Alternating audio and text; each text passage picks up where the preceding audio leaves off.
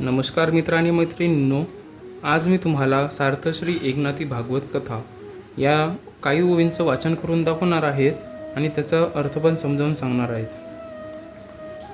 चला तर सुरू करूया. ओम श्री गणेशाय नमः. दृश्य द्रष्टेनशी गेले, दर्शन एकलेपणे निमाले, ते निमने पणही विराले, विरवित नेले विरणे निशी. ज्ञान अज्ञानाते घेऊनी गेले, तव ज्ञाते पणही बुडाले, विज्ञान अंगी घडले, परी नवे जडले, हे न मनी. या परी जे निज सज्जन, तिही व्हावे सावधान, द्यावे मज अवधान, हे विज्ञानपण बाळत्वे. सूर्य सदा प्रकाश घन, अग्नि सदा दे दीप्यमान, तैसे संत सदा सावधान, द्यावे अवधान, हे बालत्व माझे. तव संत सज्जनी एक वेळा, थोर करुनिया सोहळा, आज्ञा पिले वेळो वेळा, ग्रंथ करविला प्राकृत. एकांती आणि लोकांती, थोर साक्षेप केला संती, तरी सांगा जी मज प्रती, कोण ग्रंथी प्रवर्तोन. पुराणी श्रेष्ठ भागवत, त्याही माझे उद्भव गीत, तुवान प्रवर्तावे थेत, वक्ता भगवंत तुझ साह्य. आम्हासी पाहिजे ज्ञानकथा, वरी तुझा सारिखा रसाळ वक्ता, तरी स्तुती सांडुनी आता, निरूपण तत्वता चालवी. तुझ संत स्तवनी उत्साहो, हा तव कळला भाओ, तरी कथेचा लवला हो, निज निर्वाहो उपपादी. या संतांचे कृपावचने, एकाएकी आंदोलने, मने तेने वाक्य प्रसायदाने, स्वानंद घने उल्हासे. जैसे मेघांचे निगर्जने, मयूरोपमो पाहे गगने, नाना नवेनी जीवने, जैवी चातक मने उल्हासे. का देखोनी चंद्रकर, डोलो लागे चकुर, तैसे संत वदनीचे उत्तर, आले थोर सुखावित. थोर सुखाचा केलो स्वामी, तुमचे पुरते कराल तुम्ही, तरी वायाची कामी पणेमी, मनोधर्मी वळंगे जो. परी समर्थांची आज्ञा, द्यासन करावे अवज्ञा, तरी सांगितली जे सज्ञा, ते करीन आज्ञा स्वामींची. परी तुम्ही एक करावे, अखंड अवधान मज द्यावे, तेने दिठिवेनी आघवे, पावेल स्वभावे निज सिद्धी. अगा तुझी या मना माझी मन, शब्दी ठेविलेसे अनुसंधान, या लागी निजनी रूपन, चालवी जान सवेगे. आता काही ओवींचा आपण अर्थ बघणार आहेत. दृश्य हे द्रष्ट्यांसह संपून गेले, एकलेपणामुळे दर्शनही नाहीसे झाले.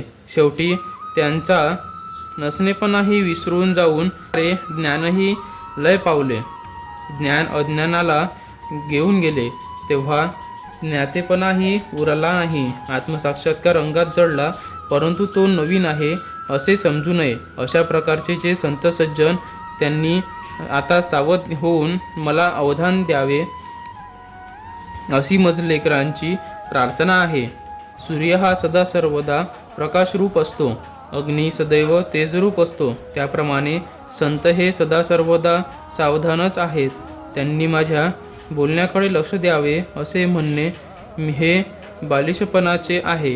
हे ऐकून संतजनांनी माझा गौरव करून पुन्हा पुन्हा आज्ञा केली. मजकडून हा ग्रंथ प्राकृतात करून घेतला. एकांती आणि लोकांती ग्रंथ करण्याबद्दल संतांनी मला फारच आग्रह केला. तेव्हा मी त्यांना म्हटले की कोणत्या ग्रंथाला आरंभ करू ते आपण कृपया सांगावे. त्यावेळी संत म्हणाले, पुराणात भागवत हे श्रेष्ठ होय.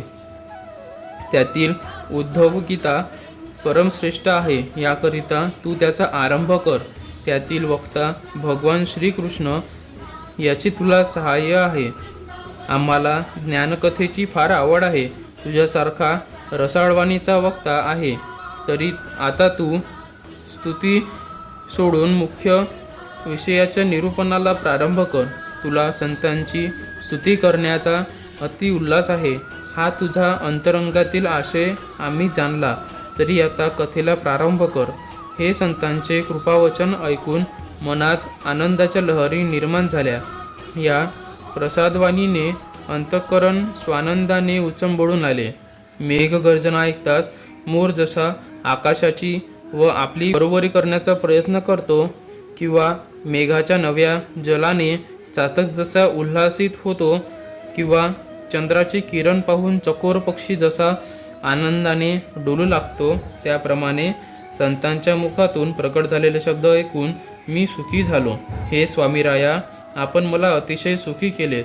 हे कार्य तुम्हीच संपन्न करावयाचे आहे. तेव्हा मी पणाच्या मनोधर्माला मी का बरे वश व्हावे? परंतु समर्थांच्या आज्ञेचे सेवकाला उल्लंघन करता येत नाही, म्हणून ते सांगतील ती आज्ञा मी प्रमाण मानतो. आपण एक काम करावे, आपण माझ्याकडे सतत लक्ष द्यावे. त्या आपल्या कृपादृष्टीने हे कार्य सहजच संपन्न होऊ शकेल. तेव्हा संत म्हणाले, तुझ्या मनामध्ये आमचे वास्तव्य आहे. तुझ्या शब्दाकडे आम्ही लक्ष ठेवले आहे. तरी आता निरूपणास लवकर सुरुवात कर. नमस्कार.